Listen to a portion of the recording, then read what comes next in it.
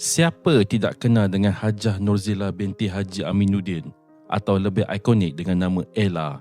Tahukah anda, sebelum bergelar Ratu Rock, Ella sebenarnya memulakan kerjaya seninya saat usia 17 tahun bersama kumpulan Moonraker pada tahun 1983. Fakta yang mungkin ramai tidak tahu, Ella bukanlah seorang yang cemerlang dalam akademik dan pernah gagal dalam peperiksaan SPM sebanyak 2 kali. Namun, kegagalan itu tidak menghalangnya untuk menjadi legenda. Beliau mencipta sejarah sebagai artis Malaysia pertama yang merakamkan album penuh di Amerika Syarikat menerusi album Ella USA pada tahun 1994.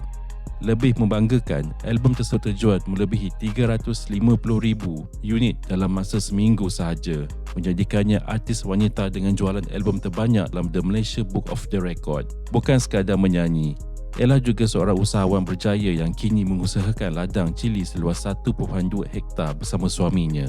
Itulah